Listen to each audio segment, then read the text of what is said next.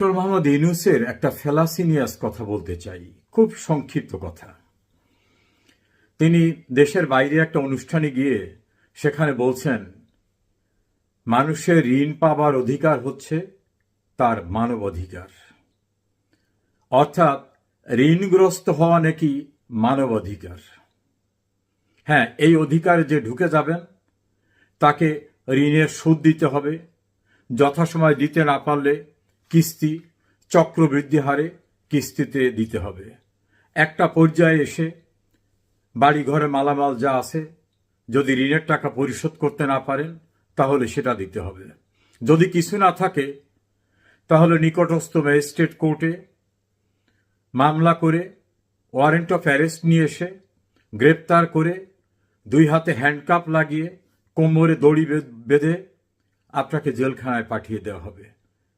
এভাবে ঋণ গ্রহণের যে মানবাধিকার, সেই মানবাধিকারের চর্চা হবে। আমাদের ধর্মে রাসূলুল্লাহ সাল্লাল্লাহু আলাইহি সাল্লাম সব সময় ঋণ মুক্তির কথা বলেছেন, ঋণগ্রস্ত থেকে না বলেছেন।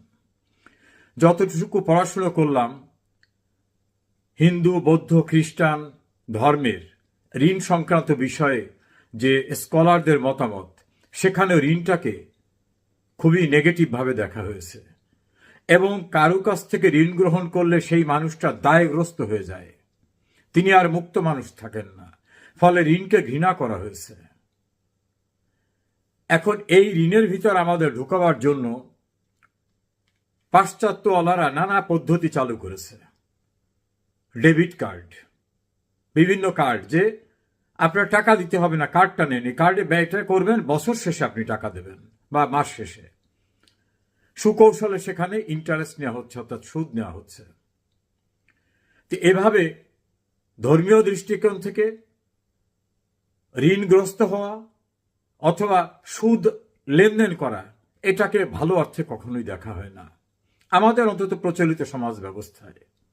এখনো অনেকেই আছেন ব্যাংকে অ্যাকাউন্ট করতে চান না, যেখানে সুদের ট্রানজ্যাকশন হবে।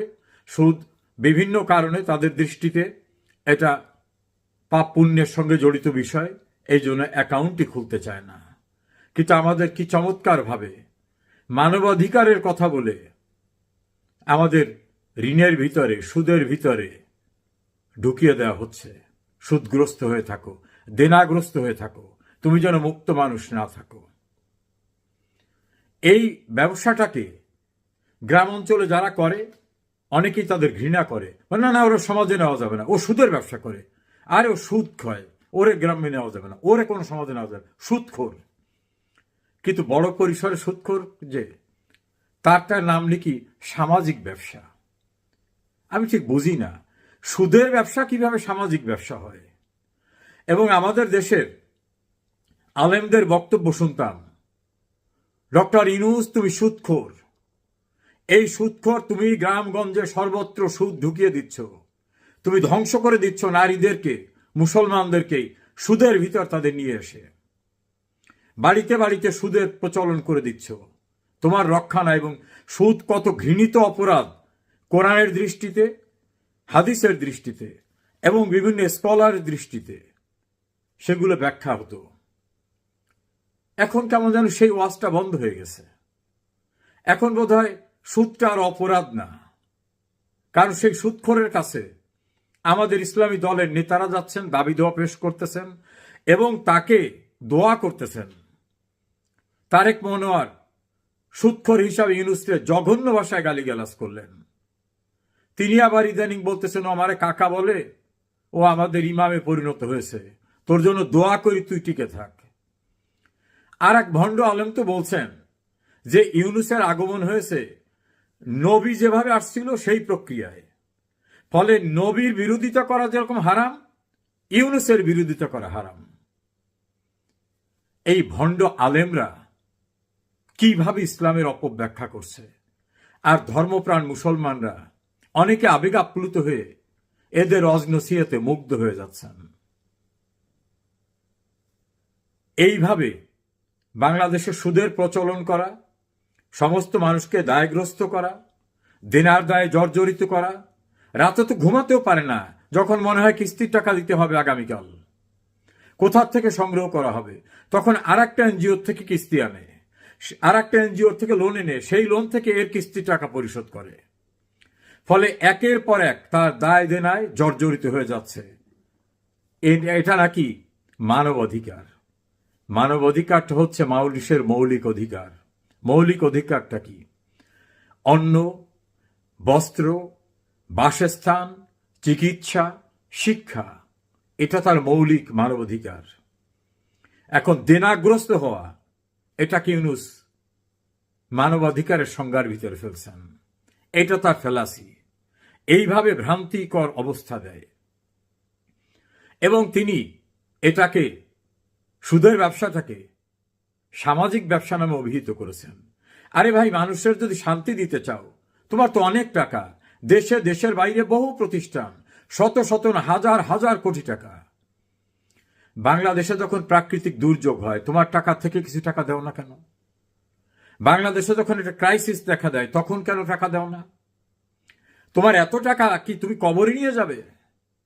মানুষকে সাহায্য করা যায় না? যারা মুসলিম না, বড় বড় ধনীরা, খ্রিস্টান, জিউস, তাদেরকে তো দেখি উইল করে দিয়ে যায় বিভিন্ন খাতে, তারা আত্ম উৎসর্গ করে, তার অর্থবিত্ত সব দিয়ে যায়। ডক্টর ইউনূস, আপনার এত টাকা, এত সম্পদ, একটা রেকর্ড দেখাতে পারেন যে বাংলাদেশে ফ্রি পড়াশুনো করাবেন, বিশ্ববিদ্যালয় করে দিয়েছেন, ফ্রি চিকিৎসা হবে, একটা অত্যাধুনিক হাসপাতাল করেছেন, গৃহহীন মানুষদের ঘর করে দিয়েছেন? দেখাতে পারবেন রাষ্ট্রের কোনো গুরুত্বপূর্ণ কাজে আপনি একটা বড় অবদান রাখছেন? এমনকি ব্যক্তিগত জীবনে কারো দুঃসময় পাশে দাঁড়িয়েছেন? আমি যদি আমাদের মহান মুক্তিযুদ্ধের কথা বলি, তখন আপনি ম্যাচিওর ছিলেন। কি ভূমিকা আপনার ছিল? কোন ভূমিকা রেখেছেন মুক্তিযুদ্ধে? 21শে আগস্ট গ্রেনেড হামলা হলো, কত মানুষ মারা গেল, আপনার কি ভূমিকা সেখানে?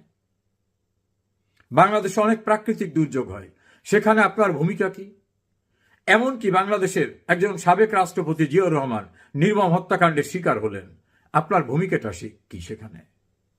৭৫-এর 15 আগস্ট বঙ্গবন্ধুর নির্মম হত্যাকাণ্ডে ওই সময় আপনার ভূমিকাটা কি ছিল, বা আপনার কোনো মন্তব্য ছিল? এই বাংলাদেশ সুন্দর একটা দেশ, আপনি এই বাংলাদেশে থাকেন না। এই বাংলাদেশের ভিতরে ব্যবসা করে, সুদের ব্যবসা করে, অর্থবিত্ত সংগ্রহ করে সেটা বিদেশে নিয়ে যাচ্ছেন। আপনার পরিবারের সদস্য বিদেশে, তারাও পাশ্চাত্য সংস্কৃতিতে বেড়ে উঠছে, আর আপনি অসহায়, বুভুক্ষ, ক্ষুধা, দারিদ্রতায় জর্জরিত মানুষদের সুদের বোঝা চাপিয়ে দিয়ে ঋণগ্রস্ত করে তাদের ঘুম হারাম করে দিচ্ছেন। নাম রেখেছেন এটা মানবাধিকার, মৌলিক অধিকার, ঋণ গ্রহণ করা। এভাবে মিথ্যাচার করে মানুষকে বিভ্রান্ত করছেন। ডক্টর ইউনূসের এটি একটি স্বরূপ, যেটা